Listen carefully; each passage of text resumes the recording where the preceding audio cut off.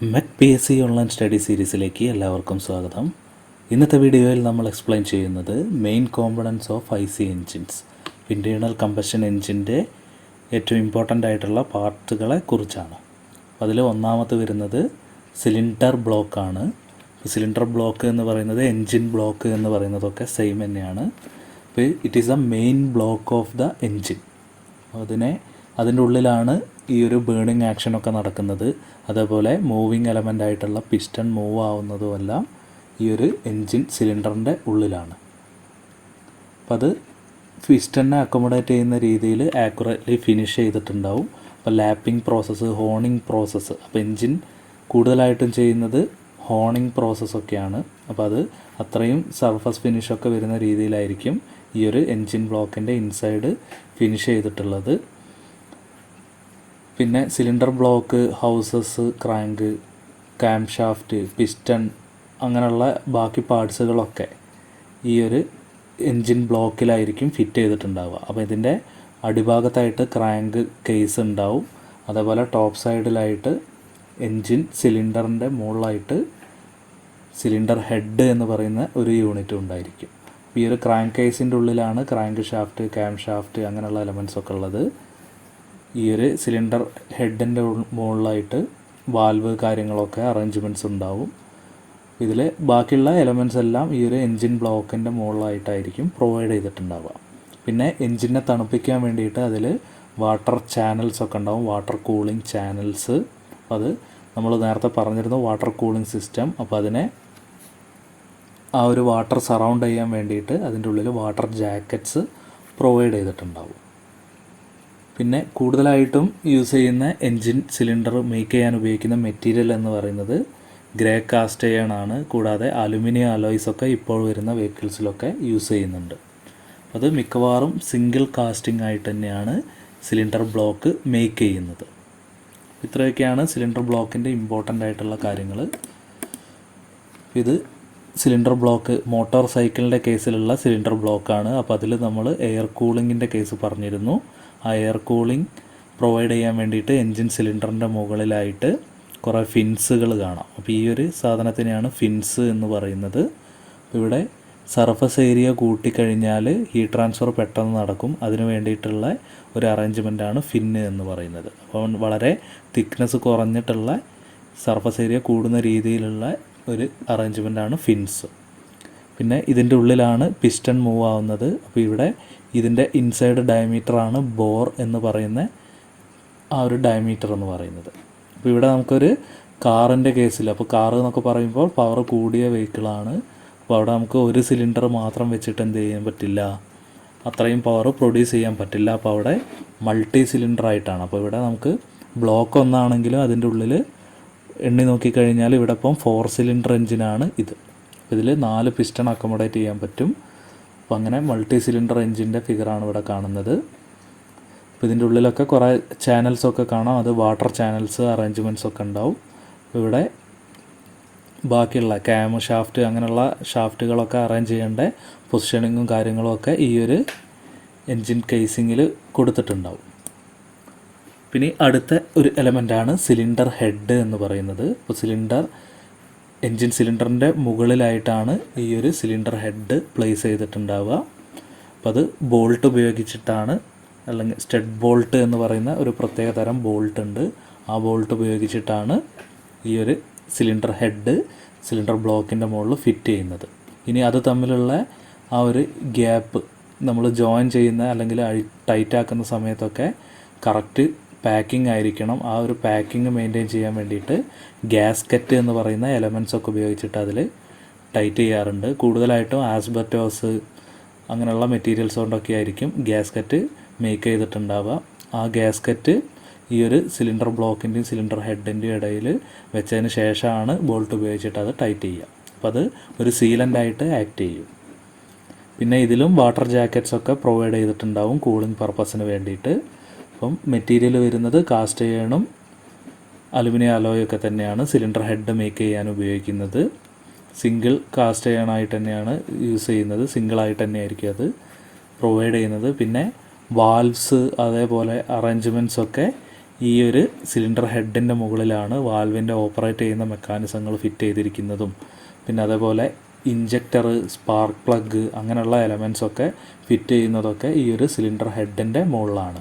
ഈ ഒരു cylinder block, cylinder head ആ ഒരു കൂടിച്ചേരുന്ന പൊസിഷനിലായിട്ടാണ് കമ്പഷൻ ചേമ്പർ പ്രൊവൈഡ് ചെയ്തിട്ടുണ്ടാവുക. ബേണിംഗ് ആക്ഷനൊക്കെ നടക്കുന്നത് ആ ഒരു ഏരിയയിലായിരിക്കും. പിന്നെ വരുന്നൊരു എലമെൻ്റാണ് സിലിണ്ടർ ലൈനേഴ്സ് എന്ന് പറയുന്നത്. The liner is a sleeve which is fitted into the cylinder bore. അതായത് എൻജിൻ സിലിണ്ടറിനെ നമ്മൾ കണ്ടിരുന്നു, അതിൽ പിസ്റ്റൺ മൂവ് ചെയ്യുന്ന ഏരിയയും നമ്മൾ കണ്ടിരുന്നു. അപ്പോൾ ആ ഒരു പിസ്റ്റൺ മൂവ്മെൻറ്റ് വരുന്ന സമയത്ത് അവിടെ ഡയറക്റ്റ് കോണ്ടാക്റ്റ് വരുന്ന സമയത്ത് വിയർ ആക്ഷനൊക്കെ നടക്കാനുള്ള സാധ്യത ഉണ്ട്. അങ്ങനെ ഇത് കുറേ ടൈം വർക്ക് ചെയ്ത് കഴിഞ്ഞാൽ എൻജിൻ സിലിണ്ടർ വിയർ ആവുക അല്ലെങ്കിൽ പിസ്റ്റൺ വിയർ ആവുക എന്നുള്ളൊരു പ്രശ്നം ഉണ്ടാവും. അപ്പോൾ അവിടെ എൻജിൻ ബ്ലോക്ക് മൊത്തം റീപ്ലേസ് ചെയ്യേണ്ടൊക്കെ ഒരു ആവശ്യം വരും. സോ അങ്ങനെയുള്ള പ്രശ്നങ്ങളൊക്കെ ഒഴിവാക്കാൻ വേണ്ടിയിട്ട് നമ്മൾ അവിടെ ഒരു ലൈനർ ഇൻട്രൊഡ്യൂസ് ചെയ്യുകയാണ്. അപ്പോൾ അങ്ങനെ ഒരു ലൈനർ ഈ ഒരു പിസ്റ്റൻ്റെയും എൻജിൻ്റെയും ഇടയിൽ പ്രൊവൈഡ് ചെയ്യുന്നതോടു കൂടി വിയറിംഗ് ആക്ഷൻ നടക്കുകയാണെങ്കിൽ അത് ലൈനറിനായിരിക്കും നടക്കുക. അപ്പോൾ അങ്ങനെ എൻജിൻ മൊത്തം റീപ്ലേസ് ചെയ്യുന്നതിന് പകരം നമുക്ക് എന്ത് ചെയ്യാം, ലൈനർ മാത്രം റീപ്ലേസ് ചെയ്യാൻ പറ്റും. അങ്ങനെ ഒരു കോസ്റ്റ് സേവിങ് ടെക്നിക്കായിട്ടാണ് ഈ ഒരു ലൈനർ എന്ന് പറയുന്ന ഒരു സംഭവം പ്രൊവൈഡ് ചെയ്യുന്നത്. അപ്പോൾ അത് ബെറ്ററായിട്ട് എന്താണ്, it provides wear resisting surface for the cylinder bores. അപ്പോൾ സിലിണ്ടർ ബോർസ് വിയർ ആവാതെ സഹായിക്കാൻ വേണ്ടിയിട്ട് ലൈനർ നമ്മൾ സഹായിക്കുന്നു. അപ്പം മൊത്തം എൻജിൻ റീപ്ലേസ് ചെയ്യുന്നതിന് പകരം ലൈനർ മാത്രം റീപ്ലേസ് ചെയ്താൽ മതിയാകും. അപ്പോൾ ഈ ഒരു ലൈനറിൻ്റെ രണ്ടായിട്ട് നമ്മൾ ക്ലാസിഫൈ ചെയ്യുന്നുണ്ട്, വെറ്റ് ലൈനർ, ഡ്രൈ ലൈനർ എന്നിങ്ങനെ. അപ്പോൾ വെറ്റ് ലൈനർ എന്ന് പറയുമ്പോൾ അതിൽ വാട്ടർ സറൗണ്ട് ചെയ്യാനുള്ള ഒരു അറേഞ്ച്മെൻറ്റും കൂടി ഉണ്ടായിരിക്കും. അപ്പോൾ അങ്ങനെയുള്ള ലൈനേഴ്സ് വാട്ടർ സറൗണ്ട് ചെയ്യും, വെറ്റഡ് ബൈ കൂളിംഗ് വാട്ടർ. അപ്പോൾ അത് ഒരു വിയർ റെസിസ്റ്റിംഗ് സർഫസ് പ്രൊവൈഡ് ചെയ്യുന്നുണ്ട്. പിന്നെ പിസ്റ്റണ് ചുറ്റും എന്താക്കുന്നുണ്ട്, ഒരു വാട്ടർ ജാക്കറ്റിൻ്റെ ഒരു സീലായിട്ട് ആക്ട് ചെയ്യുന്നുണ്ട്. പിസ്റ്റണെ തണുപ്പിക്കുന്ന ആ ഒരു വാട്ടർ ജാക്കറ്റിൻ്റെ ഒരു സീലൻ്റായിട്ടും അത് ആക്ട് ചെയ്യുന്നുണ്ട്. ഡ്രൈ ലൈനർ എന്ന് പറയുമ്പോൾ അവിടെ കൂളിംഗ് വാട്ടറിൻ്റെ ഇൻ്റർഫേസ് ഒന്നും ഉണ്ടാവില്ല. അത് പർപ്പസൊക്കെ സെയിം തന്നെയാണ് രണ്ടായാലും. അപ്പോൾ ഇവിടെ they are not directly in touch with the cooling water. അപ്പോൾ അങ്ങനെയുള്ള ലൈനറിനെയാണ് ഡ്രൈ ലൈനർ എന്ന് വിളിക്കുന്നത്. അപ്പോൾ ലൈനറിൻ്റെ മെറ്റീരിയൽസ്, അപ്പോൾ ലൈനറിൻ്റെ മെറ്റീരിയലിൻ്റെ ഒരു പ്രത്യേകത എന്ന് പറയുന്നത് എന്താണ്, withstand abrasive, wear and corrosive. അപ്പോൾ ഇവിടെ വാട്ടറുമായിട്ട് കോണ്ടാക്റ്റ് വരുന്നത് കൊണ്ട് കൊറോഷൻ കാര്യങ്ങളൊക്കെ വരാനുള്ള സാധ്യത ഉണ്ട്. അപ്പോൾ അത് വരരുത്. പിന്നെ വിയർ റെസിസ്റ്റൻസ് നന്നായിട്ട് പ്രൊവൈഡ് ചെയ്യുന്ന ടൈപ്പ് മെറ്റീരിയലും ആയിരിക്കണം. അപ്പോൾ നമ്മൾ കൂടുതലായിട്ട് യൂസ് ചെയ്യുന്ന ലൈനർ മെറ്റീരിയൽ എന്ന് പറയുന്നത് ക്രോമിയം പ്ലേറ്റഡ് മൈൽഡ് സ്റ്റീൽ ട്യൂബാണ്. ക്രോമിയം പ്ലേറ്റഡ് മൈൽഡ് സ്റ്റീൽ ട്യൂബാണ് ലൈനർ മെറ്റീരിയലായിട്ട് യൂസ് ചെയ്യുന്നത്. സോ അടുത്ത എലമെൻറ്റിലേക്ക് നമ്മൾ പോവുകയാണ്. ക്രാങ്ക് കേസാണ് അടുത്ത എലമെൻറ്റ്. എൻജിൻ സിലിണ്ടറിൻ്റെ അടിഭാഗത്തായിട്ട് പ്ലേസ് ചെയ്യുന്ന ഒരു എലമെൻറ്റാണ് crank case. Crank shaft place ചെയ്യുന്നതും ഈ ഒരു ക്രാങ്ക് കേസിൻ്റെ ഉള്ളിലാണ്. അപ്പോൾ ഇത് സെപ്പറേറ്റ് ആയിട്ടും സിംഗിളായിട്ടും മെയ്ഡ് ചെയ്യാറുണ്ട് ഈ ഒരു ക്രാങ്ക് കേസ് എന്ന് പറയുന്ന എലമെൻറ്റ്. അപ്പോൾ എൻജിൻ സിലിണ്ടറായിട്ട് ഇൻ്റഗ്രേറ്റ് ചെയ്തിട്ടും അല്ലാതെ സ്റ്റഡ് ബോൾട്ട് വെച്ചിട്ട് അഴിച്ചെടുക്കാൻ പറ്റുന്ന രീതിയിൽ. അപ്പോൾ അങ്ങനെ അഴിച്ചെടുക്കാൻ പറ്റുന്ന രീതിയിൽ ചെയ്ത് കഴിഞ്ഞാൽ അവിടെ അത് തമ്മിലുള്ള ഇൻ്റർഫേസിൽ ഗ്യാസ്കറ്റ് കാര്യങ്ങളൊക്കെ സീലൻ്റായിട്ട് പ്രൊവൈഡ് ചെയ്യും. അത് കൂടുതലായിട്ടും മേക്ക് ചെയ്യുന്നത് കാസ്റ്റ് അയണും അലുമിനിയം അലോയ് സ്റ്റീൽ കൊണ്ടൊക്കെയാണ് ക്രാങ്ക് കേസ് മേക്ക് ചെയ്യുന്നത്. അപ്പോൾ അത് ഒരു ഓയിൽ സമ്പായിട്ടും ആക്ട് ചെയ്യുന്നുണ്ട്. അപ്പോൾ ക്രാങ്ക് കേസിൻ്റെ ഉള്ളിൽ അത് ഓയിലിൻ്റെ ഒരു ടാങ്കായിട്ട് അത് ആക്ട് ചെയ്യുന്നുണ്ട്. നമ്മുടെ ക്രാങ്ക് ഷാഫ്റ്റൊക്കെ അതിൻ്റെ ഉള്ളിൽ കറങ്ങുന്നുണ്ടെങ്കിലും അത് ഒരു ഓയിൽ സമ്പിൻ്റെ ഉള്ളിലൊക്കെയാണ് റൊട്ടേറ്റ് ചെയ്യുന്നത്. അപ്പോൾ ലൂബ്രിക്കേറ്റിംഗ് ഓയിൽ എന്ന് പറയുന്നത് എൻജിൻ്റെ വർക്കിങ്ങിന് ഇമ്പോർട്ടൻ്റ് ആയിട്ടുള്ള ഒരു സംഭവമാണ്. അപ്പോൾ ഫ്രിക്ഷൻ കുറയ്ക്കാൻ വേണ്ടിയിട്ട് നമുക്ക് അപ്ലൈ ചെയ്യാൻ പറ്റുന്ന ഒരു സാധനമാണ് ലൂബ്രിക്കേറ്റിംഗ് ഓയിൽ. അപ്പോൾ ഈ ലൂബ്രിക്കേറ്റിംഗ് ഓയിൽ സെപ്പറേറ്റ് ഒരു ടാങ്ക് പ്രൊവൈഡ് ചെയ്യുന്നതിന് പകരം ഈ ഒരു ക്രാങ്ക് കേസിൻ്റെ ഉള്ളിൽ തന്നെ പ്രൊവൈഡ് ചെയ്ത് കഴിഞ്ഞാൽ അതിൻ്റെ ഉള്ളിലൊക്കെ ഒരുപാട് മൂവ് ചെയ്യുന്ന റൊട്ടേറ്റ് ചെയ്യുന്ന എലമെൻറ്റ്സ് ഉള്ളതാണ്. പിന്നെ പിസ്റ്റണും സിലിണ്ടറിൻ്റെ ഇടയിലൊക്കെ ഫ്രിക്ഷൻ വരുന്നതാണ്. അപ്പോൾ അവിടെയൊക്കെ ലൂബ്രിക്കേറ്റ് ചെയ്യേണ്ടത് നിർബന്ധമായിട്ടുള്ള ഒരു സംഭവമാണ്. അപ്പോൾ ആ ഒരു ലൂബ്രിക്കേഷൻ പർപ്പസൊക്കെ എളുപ്പമാക്കാനൊക്കെ വേണ്ടിയിട്ട് ഓയിൽ സമ്പ് നമ്മൾ എൻജിൻ്റെ ഇൻ്റഗ്രേറ്റഡ് ആയിട്ട് തന്നെ ക്രിയേറ്റ് ചെയ്യാറുണ്ട്. ക്രാങ്ക് കേസ് തന്നെയാണ് ഓയിൽ സമ്പ് എന്ന് പറഞ്ഞിട്ട് വിളിക്കുന്നത്. അപ്പോൾ അത് ഓയിലിലെ ഒരു ടാങ്ക് തന്നെയാണ് ഓയിൽ സമ്പ് എന്ന് പറയുന്നത്. അപ്പോൾ അവിടെ നമുക്ക് ആവശ്യമില്ലാത്ത അല്ലെങ്കിൽ ഓയിൽ ചേഞ്ച് ചെയ്യേണ്ട സമയത്തൊക്കെ ഒരു ഡ്രെയിൻ പ്ലഗ് എന്ന് പറയുന്ന ഒരു സംഭവം ഈ ഒരു ഓയിൽ സമ്പിൻ്റെ അടിഭാഗത്തായിട്ട് കൊടുത്തിട്ടുണ്ടാവും. അപ്പോൾ അത് ഒരു ബോൾട്ട് തന്നെയാണ്. ആ ഒരു ബോൾട്ട് അഴിച്ചെടുത്ത് കഴിഞ്ഞിട്ടുണ്ടെങ്കിൽ നമുക്ക് എന്ത് ചെയ്യാൻ പറ്റും, ആ ഉള്ളിലുള്ള എൻജിൻ്റെ ഉള്ളിലുള്ള ഓയിൽ മൊത്തം മാറ്റാനും അത് റിലീസ് ചെയ്യിക്കാനും ഒക്കെ സാധിക്കും. അപ്പോൾ ഡ്രെയിൻ പ്ലഗ് ആണ് അതിന് വേണ്ടിയിട്ട് യൂസ് ചെയ്യുന്നത്. അപ്പോൾ ഓയിൽ സമ്പിൽ നിന്ന് ഓയിലിനെ ഡ്രെയിൻ ഔട്ട് ചെയ്യാൻ വേണ്ടിയിട്ട് ഡ്രെയിൻ പ്ലഗ് യൂസ് ചെയ്യുന്നുണ്ട്.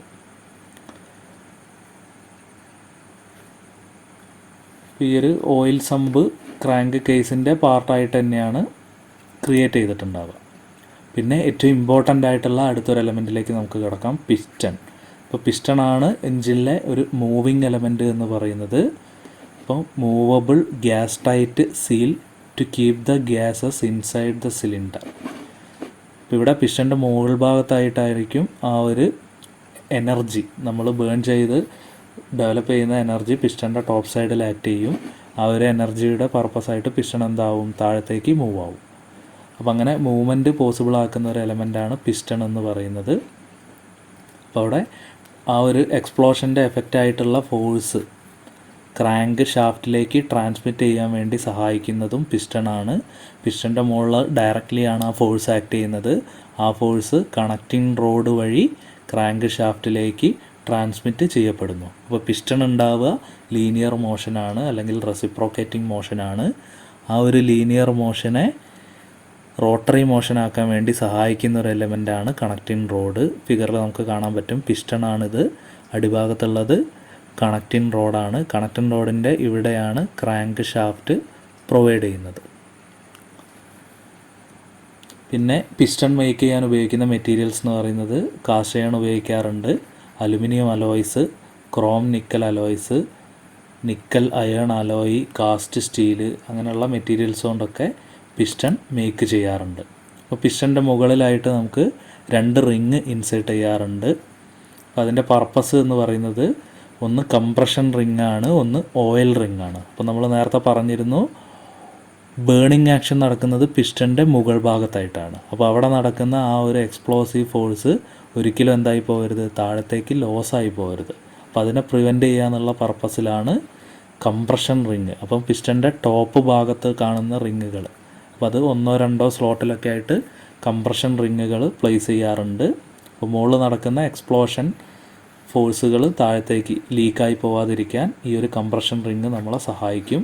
അതേപോലെ ലൂബ്രിക്കേഷൻ പ്രോസസ്സ്, ഓയിൽ സമ്പൊക്കെ അടിഭാഗത്തുണ്ട്. അത് ലൂബ്രിക്കേഷൻ ഓയിൽ ഇവിടെ പ്രൊവൈഡ് ചെയ്യുമെന്ന് പറഞ്ഞിരുന്നു. ആ ലൂബ്രിക്കേറ്റിംഗ് ഓയിൽ ഒരിക്കലും കമ്പഷൻ ചേമ്പറിലേക്ക് എത്തരുത്. അപ്പോൾ നമ്മളെ വെഹിക്കിൾസിലൊക്കെ ബ്ലാക്ക് സ്മോക്കൊക്കെ വരാനുള്ള കാരണം ഈ ഒരു ഓയിൽ കമ്പഷൻ ചേമ്പറിൽ എത്തുന്നതിൻ്റെ ഫലമായിട്ടാണ്. അപ്പം കുറേ കാലം വർക്ക് ചെയ്ത് കഴിഞ്ഞാൽ ഇവിടെ വിയറൊക്കെ വന്നിട്ട് ഓയിൽ എന്താവും, മുകളിലേക്ക് കയറി വരും. അപ്പം അങ്ങനെയാണ് ആ ഒരു ബ്ലാക്ക് സ്മോക്കൊക്കെ വരുന്നത്. അപ്പോൾ അത് ഒഴിവാക്കുക എന്നുള്ള പർപ്പസിനാണ് ഓയിൽ റിങ് യൂസ് ചെയ്യുന്നത്. അപ്പോൾ ഓയിൽ റിങ് പിസ്റ്റൻ്റെ സ്ലോട്ടിൽ അടിഭാഗത്തായിട്ടായിരിക്കും ഉണ്ടാവുക. അപ്പോൾ അത് പിസ്റ്റൻ്റെ അല്ലെങ്കിൽ എൻജിൻ്റെ അടിഭാഗത്തുള്ള ഓയിൽ കമ്പഷൻ ചേമ്പറിലേക്ക് എത്താതിരിക്കാൻ സഹായിക്കുകയും ചെയ്യുന്നു.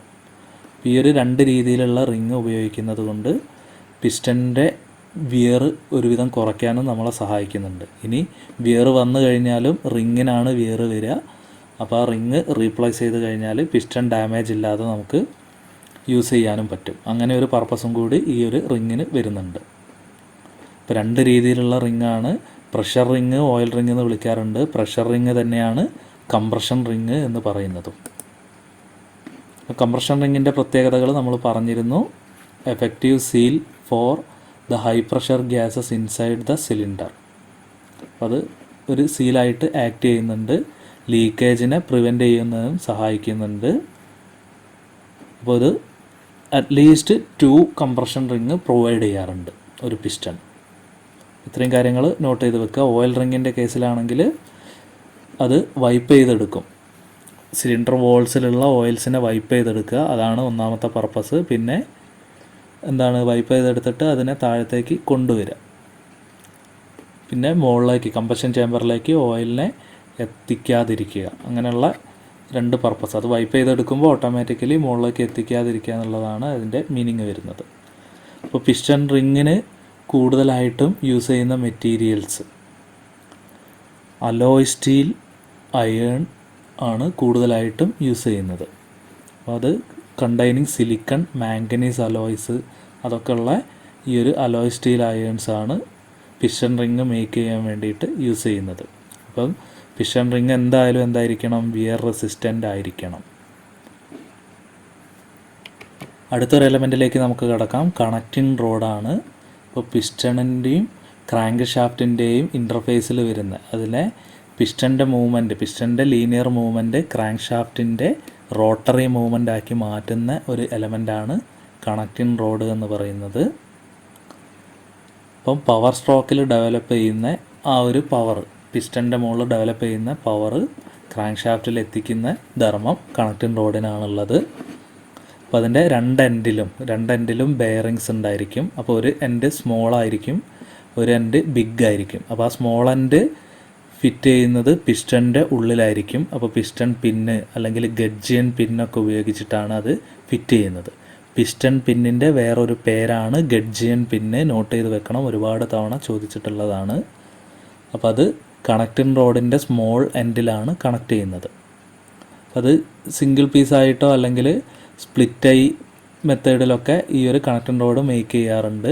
അതായത് സ്പ്ലിറ്റ് ചെയ്തിട്ട് പിന്നെ നെട്ടും ബോൾട്ടും ഇട്ട് ടൈറ്റ് ചെയ്യുന്ന രീതിക്കൊക്കെ ചെയ്യാറുണ്ട്. ബുഷൊക്കെ ഉപയോഗിച്ചിട്ട് അങ്ങനെയും ചെയ്യാറുണ്ട്. സിംഗിളായിട്ട് വരുന്ന ഹോളുകളും ഉണ്ട്.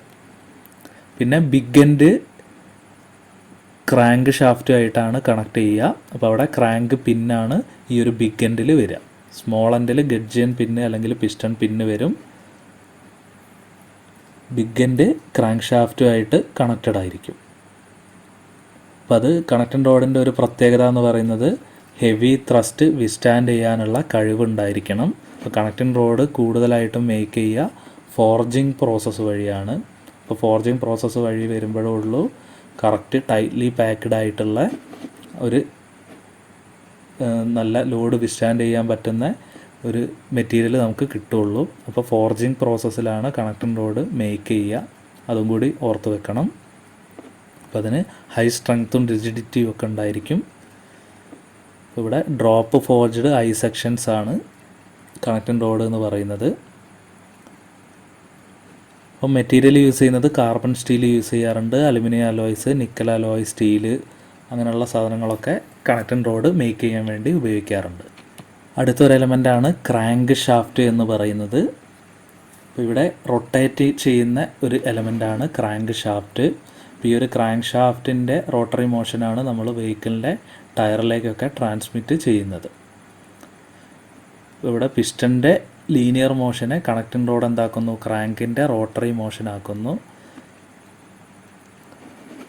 അപ്പോൾ the crank shaft is combination with connecting rod converts reciprocating motion of the piston into rotary motion. അപ്പോൾ അത് ക്രാങ്ക് ഷാഫ്റ്റ് രണ്ട് ബെയറിങ്ങിൻ്റെ ഇടയിലായിരിക്കും പ്ലേസ് ചെയ്തിട്ടുണ്ടാവുക. പിന്നെ ക്രാങ്ക് ഷാഫ്റ്റിൻ്റെ ഷേപ്പ് നമ്മൾ നോക്കുകയാണെങ്കിൽ ഈ ഒരു പിസ്റ്റണെ മൂവ് ചെയ്യിക്കുന്ന രീതിയിൽ, പിസ്റ്റൻ്റെ മൂവ് ചെയ്യിക്കുന്ന രീതിയിലുള്ള ഒരു എക്സെൻട്രിക് അറേഞ്ച്മെൻ്റ് ഒക്കെ ക്രാങ്ക് ഷാഫ്റ്റിൽ നമുക്ക് കാണാൻ പറ്റും.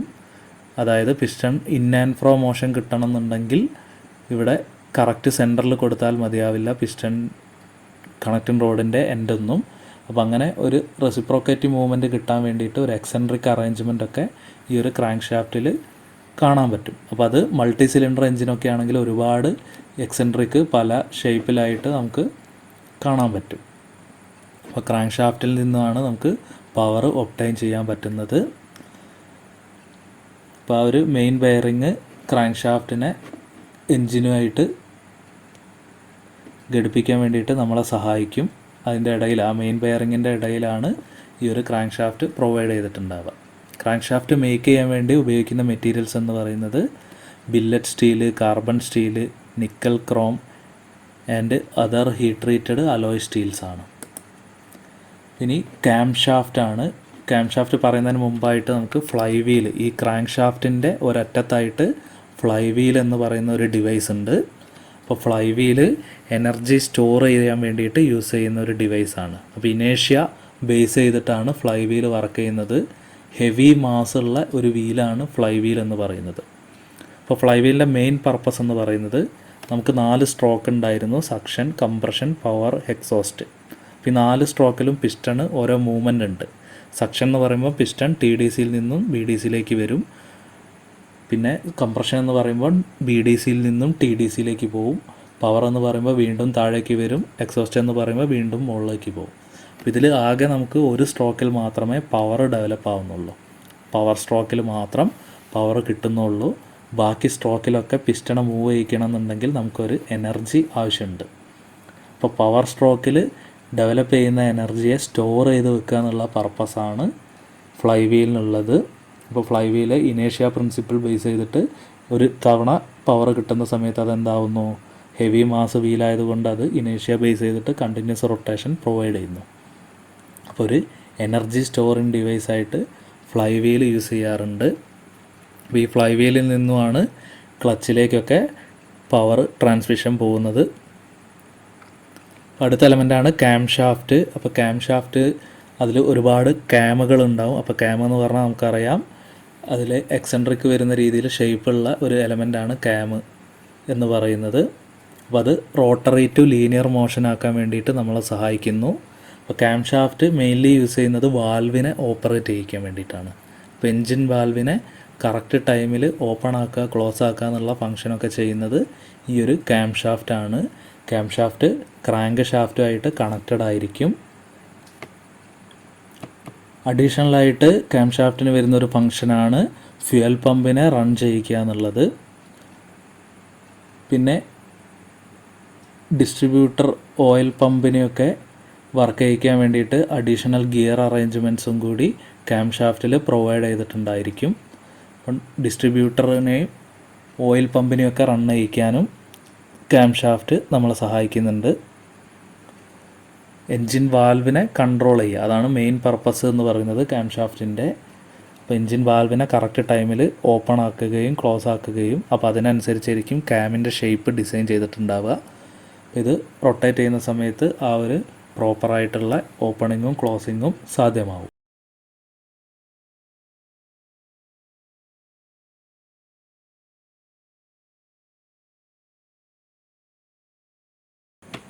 പിന്നെ ക്രാങ്ക് ഷാഫ്റ്റുമായിട്ട് ക്യാം ഷാഫ്റ്റ് ഗിയർ ഉപയോഗിച്ചിട്ട് കണക്ട് ചെയ്തിട്ടുണ്ടാവും.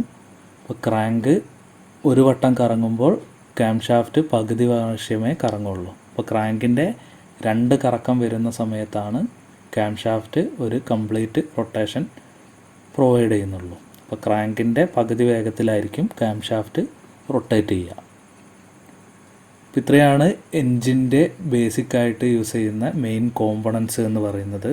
അപ്പോൾ അതിൻ്റെ ഇമ്പോർട്ടൻ്റ് ആയിട്ടുള്ള ഫങ്ഷൻസും മെറ്റീരിയൽസ്, പർപ്പസ് കാര്യങ്ങളൊക്കെ നമ്മൾ പറഞ്ഞിട്ടുണ്ട്. അപ്പോൾ എല്ലാവരും നോട്ട് ചെയ്ത് വെക്കുക. ഈ ഒരു വീഡിയോ എല്ലാവർക്കും ഉപകാരപ്രദമാണെന്ന് പ്രതീക്ഷിക്കുന്നു. കൂടുതൽ കാര്യങ്ങൾ നമുക്ക് എൻജിൻസ് എന്ന് പറയുന്ന ഒരു വീഡിയോ സെപ്പറേറ്റ് വരുന്നുണ്ട്. അപ്പോൾ അതിൽ ഫിഗറൊക്കെ വെച്ചിട്ട് കൂടുതൽ ഡീറ്റെയിൽ ആയിട്ട് പറയുന്നുണ്ട്. അപ്പോൾ ഇതിൽ ഏറ്റവും ഇമ്പോർട്ടൻറ്റ് കാര്യങ്ങളാണ് ഡിസ്കസ് ചെയ്തത്. So keep watching. Thank you.